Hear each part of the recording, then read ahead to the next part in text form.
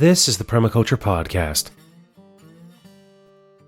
Is it possible for us to live an enjoyable, self-indulgent life while remaining thrifty and at the same time not overtaxing Earth's resources? It's a big question that sounds like it's a lot to accomplish, and also too good to be true. However, if you follow what Annie Raser-Rowland, today's guest, suggests in her book The Art of Frugal Hedonism, the answer rings out as a resounding yes. We can have our cake and a healthy environment too. By making choices that lead us towards what we desire, as we discover what holds us in rapt attention, and find the true pleasures of our lives. During the conversation today, Annie uses her own life as an artist, long-distance hiker, and forager to model what we can expect by embracing this way of living. The results lead to a life rich in time with those we care about and full of opportunities to indulge ourselves, be that with concerts, ongoing education, as well as simple luxuries. You might say that this is minimalism with a permaculture twist. So let's get started with Annie, and I'll join you again afterwards. Annie, could you give us a bit of your biography and background, how you came to do what you're doing, and then we can talk about the art of frugal hedonism? Sure. I started off very much as an artist and spent a good part of my 20s being a, chaotic kind of party animal, trying to make lots of art of various kinds. But as I spent more and more time in the natural world, I just had this feeling mounting up that the complexity and beauty and moods of the natural world were so much more poignant than anything I could ever hope to make, that it seemed more important to me to move towards spending my time in the natural world more, preserving it so that everyone could do that, and really sinking into that form of beauty and complexity rather than trying to create my own things on pieces of paper that did a poor job of replicating what was out there. And so I became very interested in long-distance hiking, and I became a gardener. And those two kind of melded together in that I started to feel like it was absurd to be going for these huge multi-day walks and having to take all my food with me. So I became quite interested in foraging so that I could supplement my diet when I was going on hikes with foraged foods. And that then led to me writing a book on the edible and medicinal weeds of Australia with my then partner, Adam Grubb, who already knew a lot about that stuff, and through the course of our relationship was teaching me all sorts of things. And then we sort of continued on that learning journey together of learning about more and more feral foods that we could eat. And so that's sort of that element of wildness within a modern living setup became a big interest to me as that emerged. And in this time I'd done a permaculture course and studied horticulture formally and started working at various plant nurseries and doing a few permaculture designs and growing a lot more of my own food.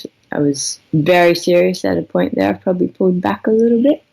In fact, I pulled back at the point where I realized that I was growing so much food I didn't have any excuse to go foraging the alleyways of Melbourne, because it's a huge pleasure here to walk out and walk down all the back alleyways of streets. We've got amazing back alleyways in the northern suburbs of Melbourne where you can pick all this fallen fruit every summer, and it forms a huge part of your food supply.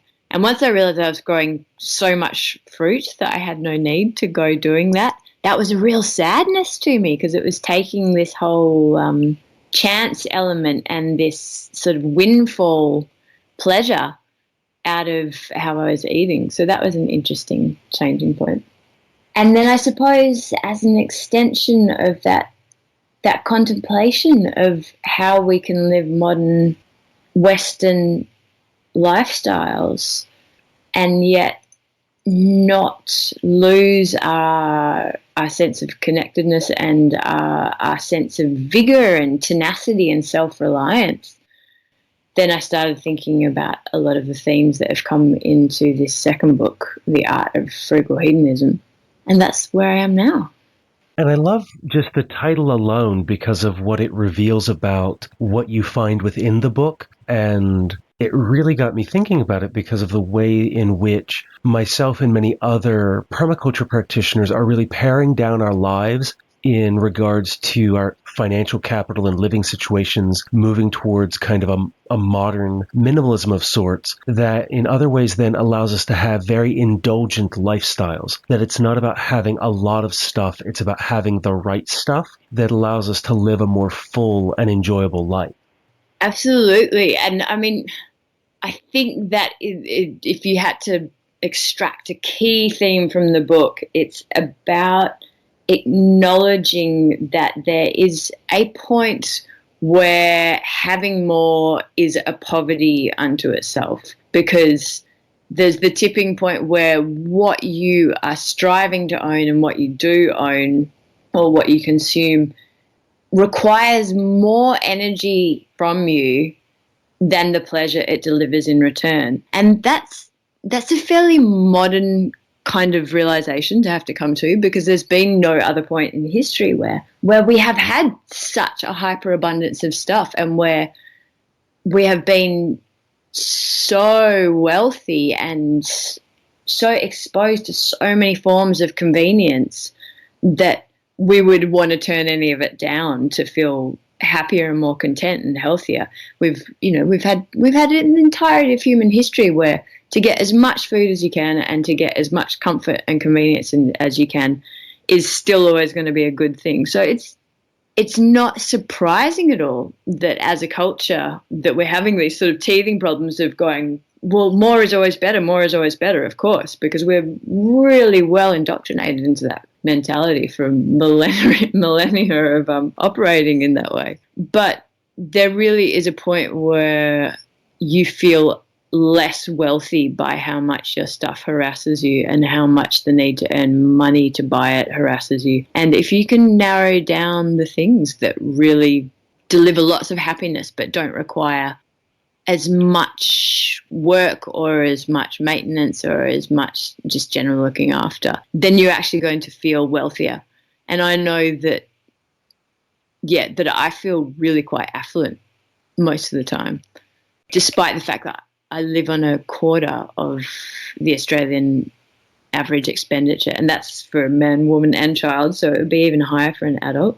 Adam and I, for the purpose of this book, kept budgets for the first time in our lives, which is another interesting thing about being quite frugal, is that there's so much of an association with it that you are always thinking about money and you're always counting your pennies, whereas we actually found it quite hysterically funny that it was the first time in our life we'd ever kept a budget, because we'd never needed to, because when you have essentially low consumption habits and you just don't fling money around very much, you tend to always have enough money to get by, as long as you do a bit of work here and there and kind of look after all your social connections so that lots of free things come to you for the free things that you're putting out there. So we kept budgets, and we found out that each of us were spending about a quarter of the Australian average, and that's without even trying, really. And we both feel like there's nothing we really do without that counts, That's even going occasionally, well, I want to go out for an insanely glamorous restaurant meal, or I'm going to, take this $700 2-week course with this educator that I really want to learn something from, or I'm going to take a hot air balloon flight because I've always wanted to get that perspective on the world. It's not even this really sparse lifestyle of no luxuries and no pleasures, but it's those fundamental habits of really never wasting anything and of generally being quite self-reliant and cooking for yourself a lot and expecting to live in humble accommodation and so on. And then you can do those truly luxurious things, like go see an amazing stage show or whatever it is that is your personal love. And that's what I like about your book And many of the other conversations that are happening these days is there's this tenor or thread of meeting people where they're at, and that these kinds of decisions and choices that we make are our own to work through, but that there are others out there who are kind of modeling these ideas that then can provide the support necessary to make these kinds of changes. I know for myself, when I first started walking down this road and really reducing, there was a period where it felt like a deep contraction and like I was missing a lot of things. And then as that stuff kind of went away, that I was able to dive more into my social relationships and find a really deep meaning in those connections with others. I'm not sure if that is all about these transitions and wanting to make these choices consciously as a permaculture practitioner, or whether age has a bit to do with it now that I'm in my late 30s and having a bit of perspective on my own mortality in some ways. But it's still interesting to watch how much richer life can become when we walk down this path on our own and then find the others who can support us along the way. I think it's hard to overestimate how social we are as a species. I mean, I'm naturally quite a hermetic type person. I like to spend a lot of time alone, and I'm very individualistic. Despite that, I'm quite extroverted, but even within that tendency to be quite a solitary person, I know that the friendships I do have and the social connections I do have are phenomenally important. And it doesn't matter how much we might believe in living a certain way or have a certain set of values, we feel deeply uncomfortable in lots of ways if we don't feel like there's other people sharing those with us. And that was part of the motivation for writing the book, is that I am completely realistic about the fact that lots of people who read this book will already have had many of the thoughts in it about being more mindful, about lowering their consumption, about living a bit more ferociously and feeling that self-reliance that can help cut down existential crises and all of those sort of modern afflictions that do often come from a lack of sense of why you're doing what you do.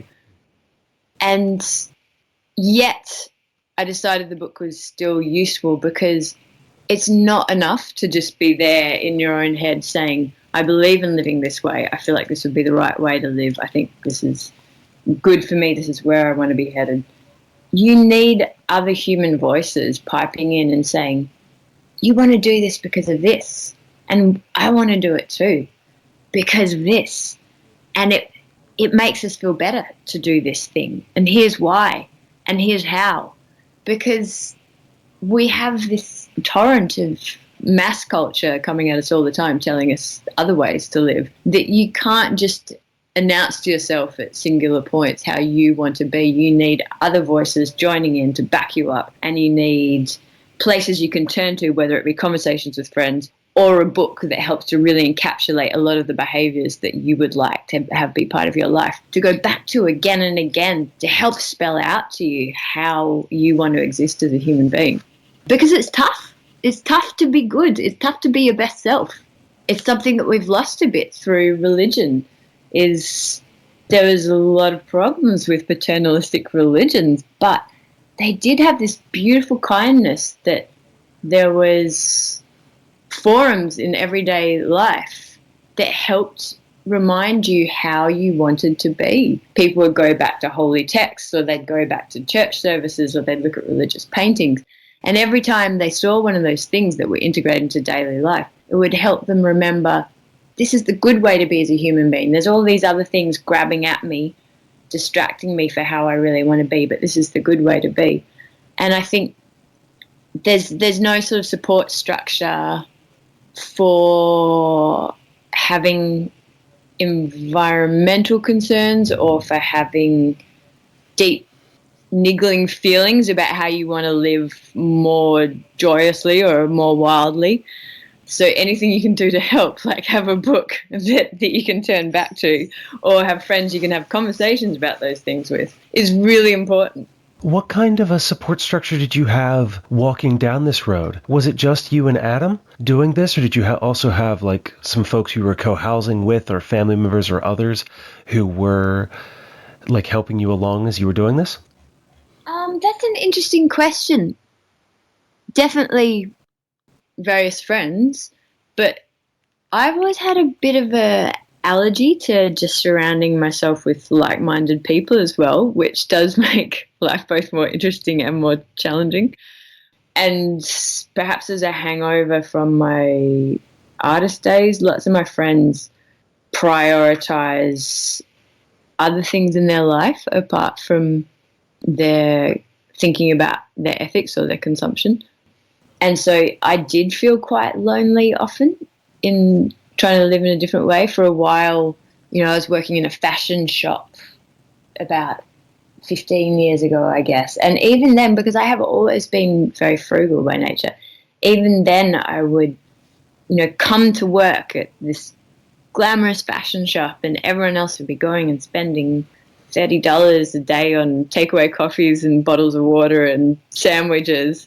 And I would have walked for 45 minutes along the creek to get to work and have my bag full of jars of homemade food and a homemade coffee for the morning and a homemade tea for the afternoon and my water bottle.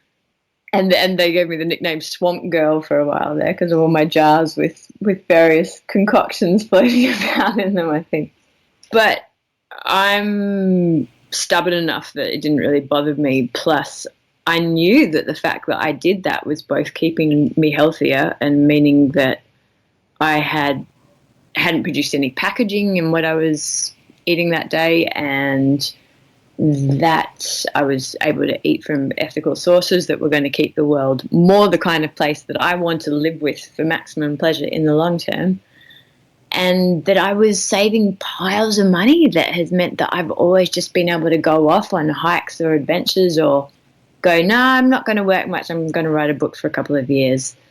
I mean, people often just think about how not spending money or not consuming things is a penance or a martyrdom, but it's a liberty more than that.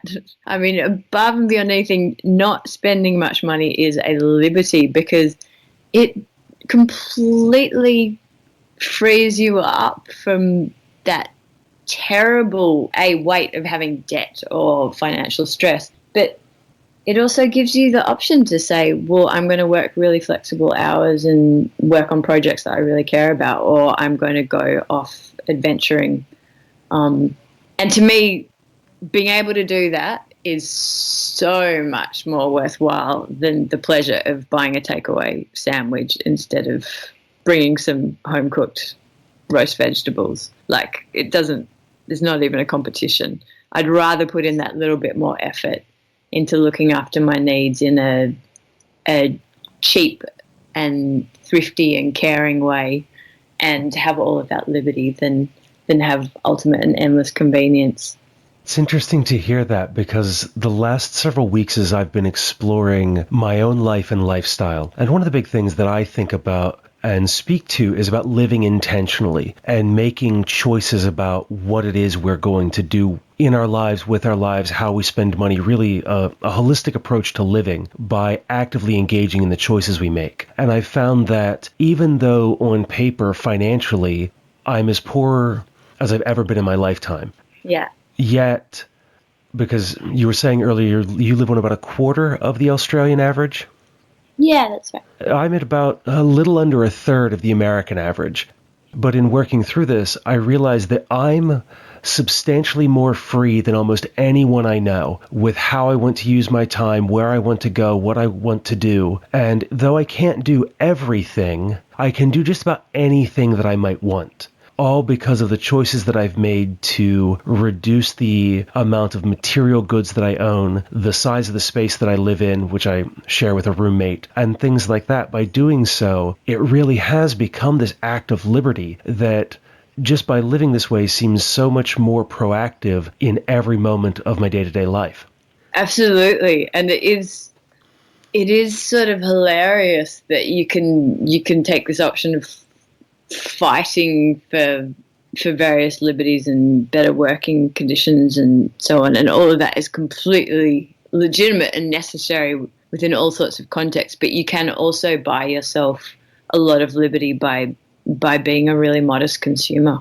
And I don't think the power of that is recognized very often. One of the aspects that, I mean, we wanted to write a book that was a book with an ecological message, but didn't have the morality and the quote unquote goodness of caring about saving the world as its motivation, because I think people have got so tired of hearing those phrases at this point, but that they're a bit deaf and dumb to them.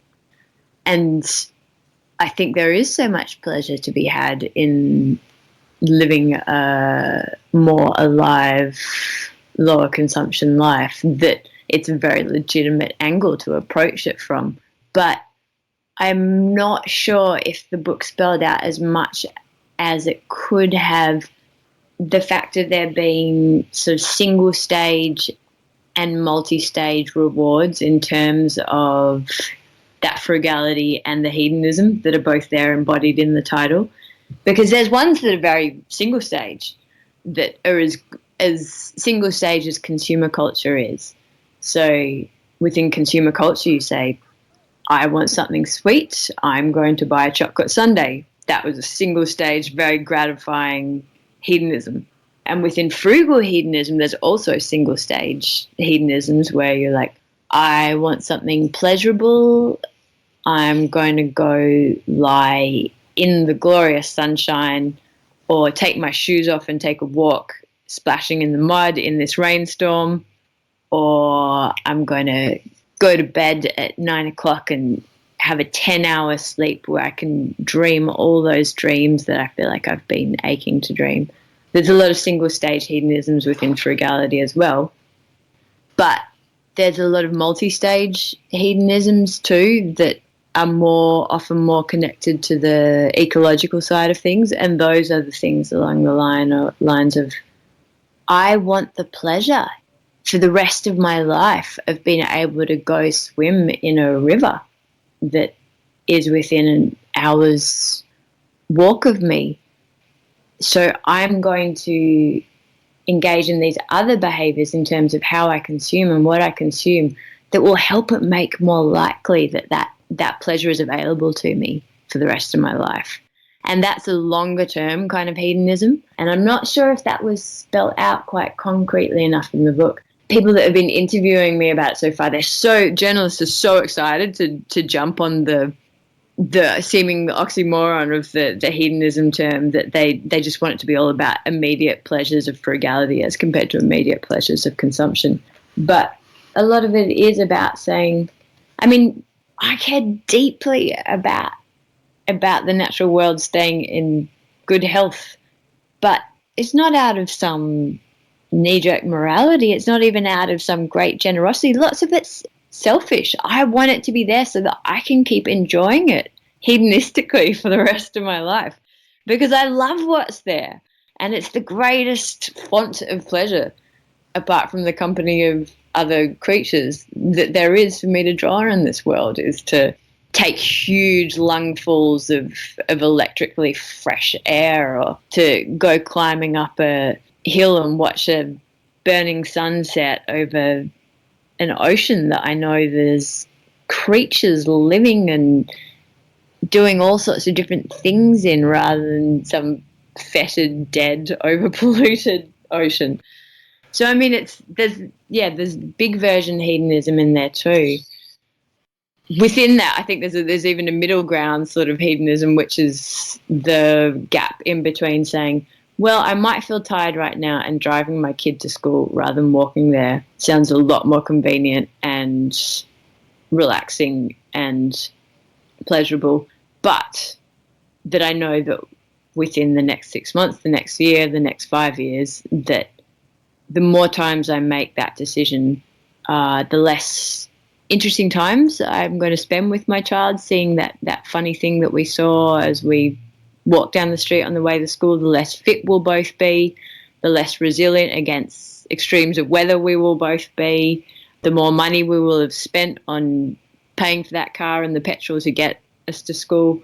And so there's all sorts of layers of hedonism in operation there, the really immediate stuff, and that more middle ground, my life and how fit I am and how connected I am and how skilled am I and how content am I in a month, and then the bigger ecological potential hedonism.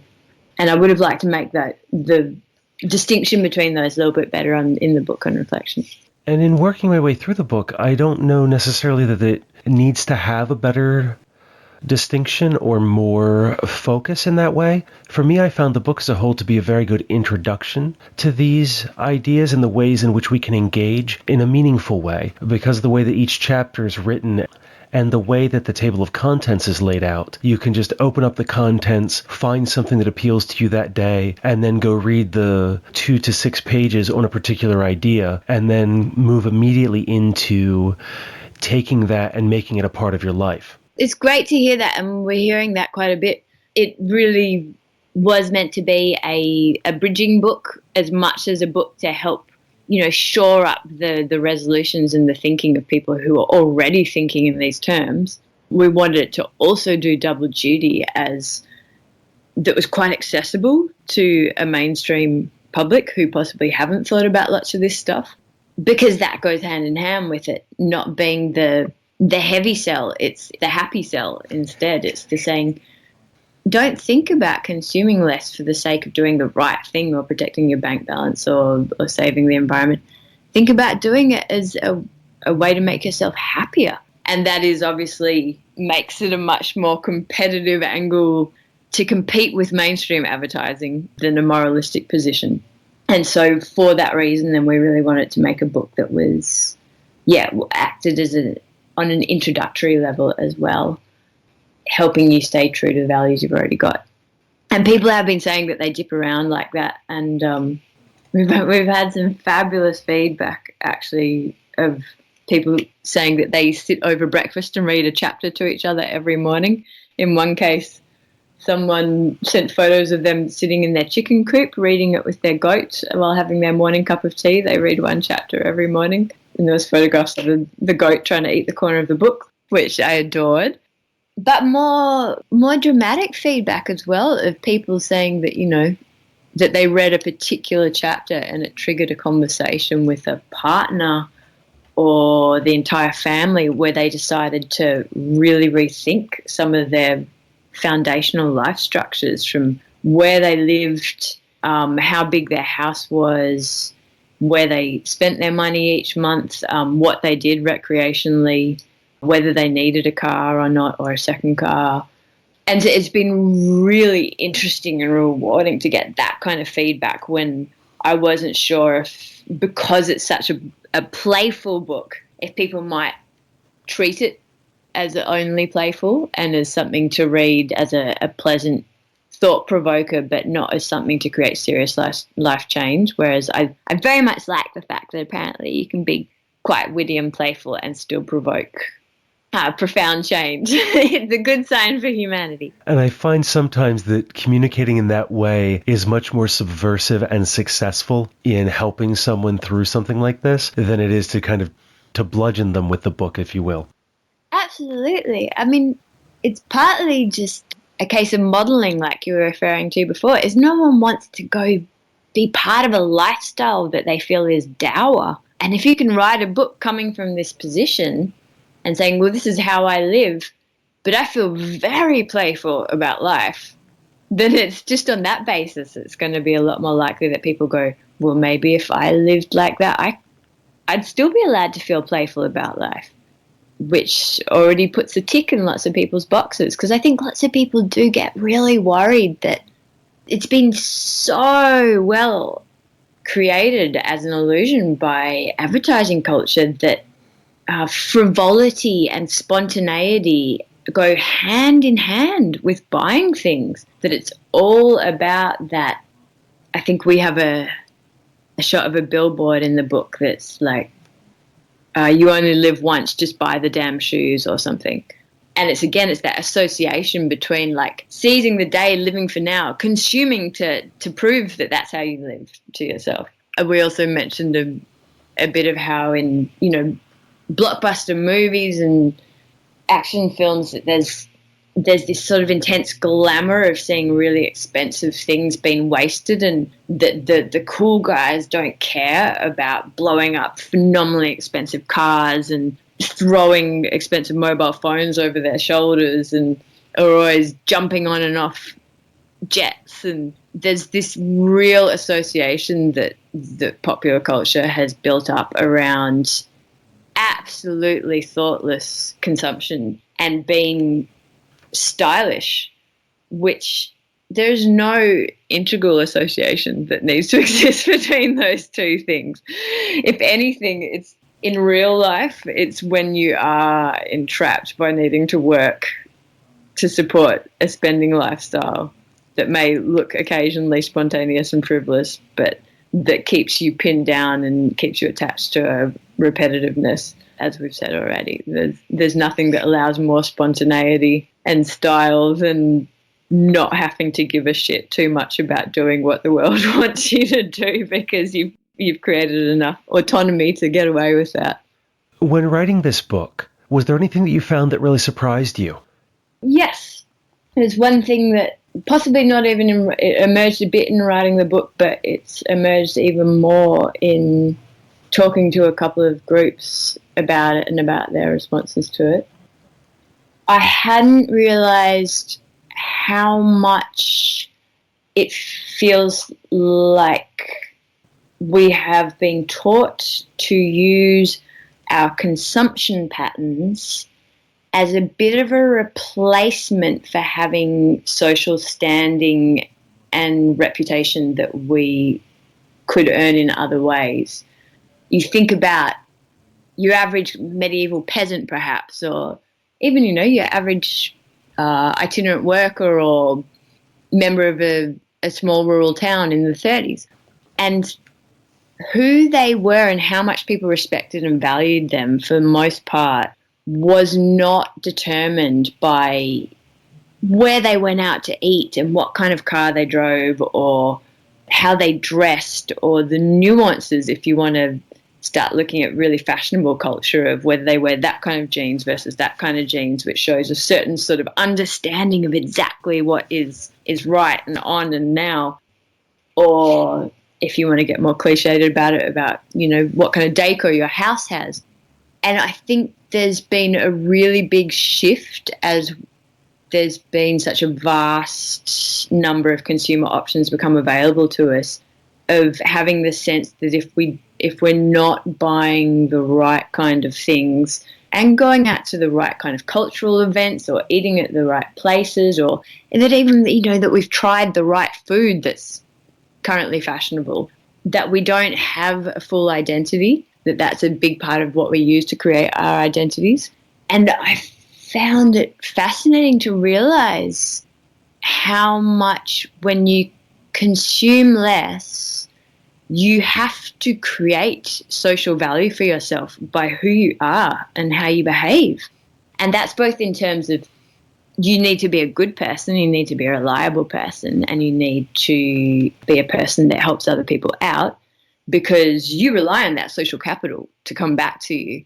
You need to make sure that if you borrow some tools from someone, that you give them back in a timely fashion, in good shape, and that you've oiled them and so on, because you want to be able to borrow those tools again, because you don't just go, I need a shovel, I'm going to go down to Kmart and buy a shovel. You go, well, no, 10 people within my immediate social neighborhood that I know have a shovel, I'm going to borrow one. But you also have to be an interesting person on some level. And that sounds probably terrifying to lots of people, because we are culturally neurotic about our own self-worth in lots of cases. But in a way, it's a beautiful challenge to go, no, this brain and body that I have and this heart is my social standing.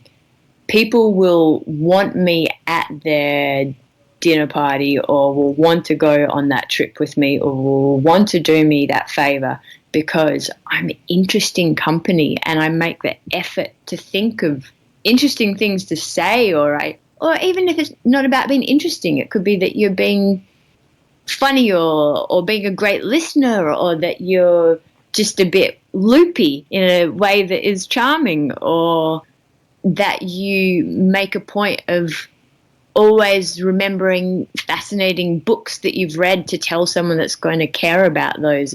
All those ways in which our skills or our knowledge or our playfulness or our care of the humans around us make us valuable to have within other people's lives should be what is making us feel like we have an identity. And to be challenged to constantly bring those things alive so that you are worth something is actually a beautiful thing, I think. I don't think it's a taxing thing that people need to be scared of.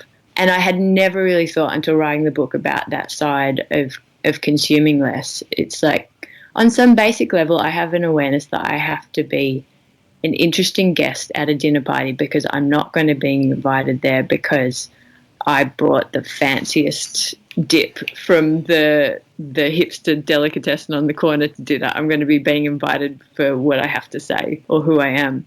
And I think that's a nice challenge. You remind me of two things. And one is that if I'm going to show up somewhere and the people who I'm going to be visiting with, if they happen to see my car and it's a little beat up or a little weird and they're going to judge me for that, then maybe those aren't the kinds of people who I want to hang around with. Yeah, absolutely.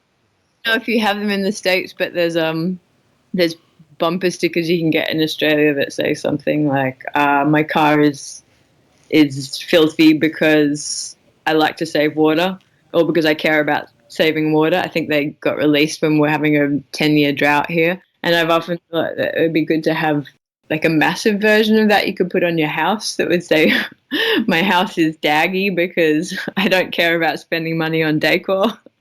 Just so people know it's not an accident. It's like, no, this is an intentional stance.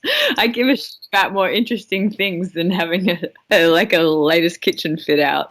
Yeah, and I think that when you have more time and the availability to do it, you can pursue your interests more. And then when you are that guest at a dinner party, you have more to talk about than just small talk or a job or these other normal kinds of basic topics that you can get into what it's like to walk down the streets there in the suburbs and to pick fallen food, or about what it was like to write a budget for the first time in your life as a result of writing this book. Or like in my own life, I have this running kind of tagline of ideas of like the different roles that I fill, and it's like storyteller, wizard, swordsman, philanthropist, arms dealer. It's a fun kind of way to get things started. There's a lot of aspects within living a cheaper, more self-reliant lifestyle that function like that too, where it's a bit of a self-affirming circle, is that by spending less money, you get to have more liberty, you get to have more interests, you become a better conversationalist, so you need to spend less money because you can dine out on who you are, not the price of the bottle of wine that you bought with you. Or that, by spending less money and maybe walking more and bicycling more places to get around instead of using a car, or doing gardening, then you will be fitter, probably have, even if you're still a size 16 or something, if you're fitter, you'll have more muscles, you'll carry yourself better, you can wear slightly cheaper clothes and look better in them because you've got that good bearing. So there's a lot of things like that they're self-perpetuating circles, where the more you do those frugal things, the more they make it easier to do them. I've really enjoyed our conversation today, Annie, and I would love to spend more time digging into this, but with our time zone differences, I need to go to bed soon, and you have the rest of your day to enjoy. Indeed. So, to draw this conversation to a close, do you have any final thoughts for the listeners?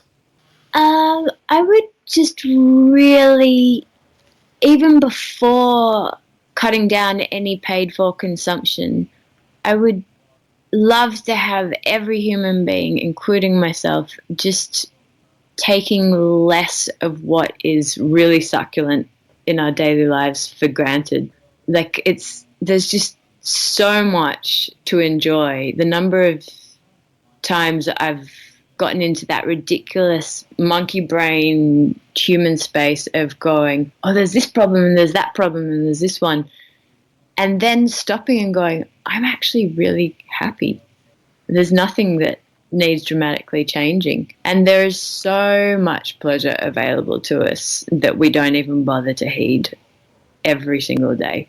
And the starting place is to heed the pleasures that we already do have, because there's no better inoculant than feeling like you already have a life that is rich in pleasure, to stop you spending on ridiculous things that you don't need or that aren't going to make you any happier. Well, thank you for that, and thank you for joining us today.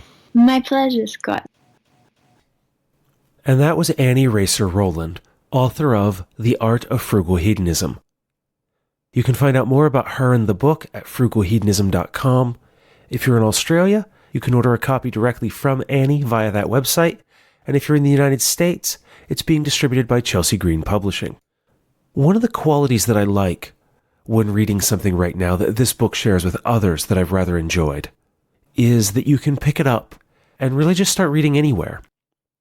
You don't have to read cover to cover. You can pick a chapter and go, because it really becomes more of a toolkit that we can use to discover and explore these ideas. And as I said to Annie during the interview, you read a couple of pages and you have an idea of a change that you can make in your life, something that you can do to begin down this road. And after having lived so intentionally for so long, The Art of Frugal Hedonism kind of gives me a space to step back from that, to breathe a little, and to try some new things, to find those things that really care for me while also continuing this work, letting go of some things that no longer serve me, while inviting the opportunity to live life a little bit more. What will you be doing in the days to come to take care of yourself, to indulge, and to enjoy? I'd love to hear from you. Send me an email, show@thepermaculturepodcast.com. Give me a call, 717-827-6266. Drop something in the post. The Permaculture Podcast, P.O. Box 16, Dauphin, Pennsylvania, 17018. But thank you for being a part of this journey and a part of my life. Until the next time, spend each day creating the world that you want to live in by taking care of Earth, yourself, and each other.